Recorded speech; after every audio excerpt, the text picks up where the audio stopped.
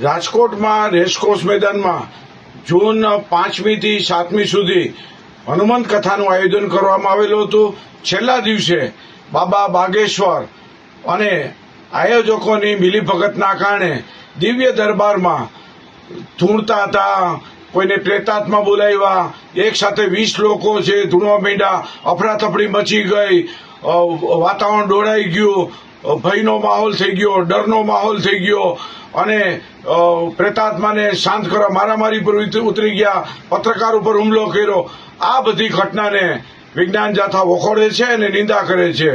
વિજ્ઞાન જાથાએ ગઈકાલ તારીખ 8મીના રોજ પોલીસ કમિશનર અને પ્રનગર ઇન્સ્પેક્ટરને ગુનો દાખલ કરવા સંબંધી વિધિવત અરજી દાખલ કરી દીધી છે। આજ રોજ હાઈકોર્ટની અંદર સુઓ મોટો દાખલ કરવા માટેની પ્રક્રિયા હાથમાં લીધી છે।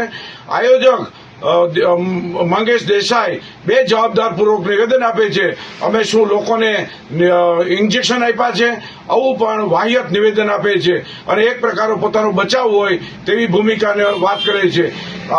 ભારત અને વિશ્વના દેશોની અંદર લોકો નિંદા કરે છે કે ભારતના લોકોની માનસિકતા હજી 17મી સદી છે।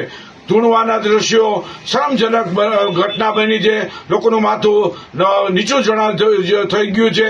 તો આ બધી પરિસ્થિતિની અંદર વિજ્ઞાન જાથાએ આ વખતે બાબા બાગેશ્વર ધીરેન્દ્ર શાસ્ત્રી ઉપર વગર લાયસન્સે ઉપચાર કરવો માનસિક બીમાર લોકોનો અને તે સંબંધી તેના ઉપર અલગ ગુનો દાખલ કરવો। આયોજકો રાતના 12 વાગ્યા સુધી 50 મોટા સ્પીકરો વગાડે છે, ઘોંઘાટ કરે છે, મંજૂરીનું પાલન નથી કરતા, જાહેરનામાનો ભંગ કરે છે, તે સંબંધી આયોજકોના તમામ સદસ્યો ઉપર પણ ગુનો દાખલ કરવાની પ્રક્રિયા હાથ લીધી છે।